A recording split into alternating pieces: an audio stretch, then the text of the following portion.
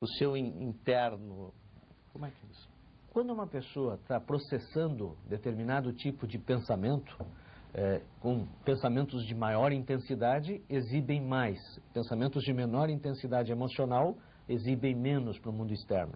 Então, quando uma pessoa está processando pensamentos e de uma razoável intensidade emocional, a expressão externa é muito evidente para olhos treinados, pelo menos. Claro que o leigo vai dizer assim, não, a gente vê que as pessoas estão emocionadas.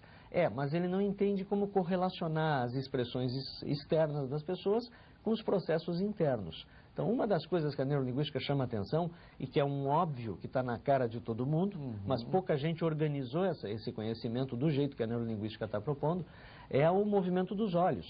Então, em alguns momentos, quando se faz algumas perguntas que trazem à tona processos emocionais, processos de pensamento, que são intensos, a gente diz, os olhos se mexem. E os olhos se mexem em certas direções de forma consistente e sistemática.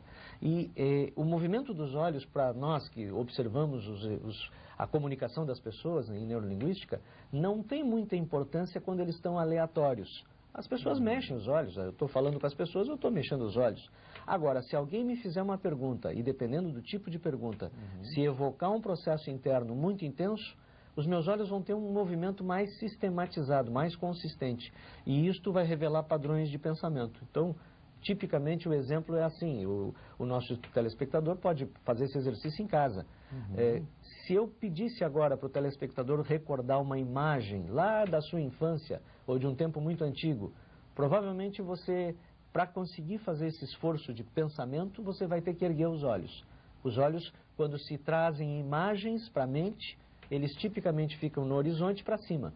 Se eu pedisse para o nosso telespectador, a nossa telespectadora, que fizesse agora uma espécie de conversa interna, um diálogo interno, aquela conversinha que a gente tem dentro da cabeça, é bem possível que os olhos fiquem do meio para baixo. Isso é apenas para mostrar assim, que existem diferenças de processamento e eles se manifestam através de gestos de olhar, e que não é só os olhos, evidentemente, mas os olhos é uma forma muito intensa e muito grosseira até, e que as pessoas não notam ou não correlacionam uma coisa com a outra. As pessoas sabem que os outros mexem os olhos, mas não sabem o que isso significa. O que significa. E aqui uma desmistificação necessária, Estima. Tem gente que tem a ideia de que dá para saber quem está mentindo e quem não está mentindo pelos olhos. Muito cuidado, a gente não sabe quem está mentindo e quem não está mentindo com o movimento dos olhos. A gente pode, eventualmente, saber quem está criando e quem está recordando.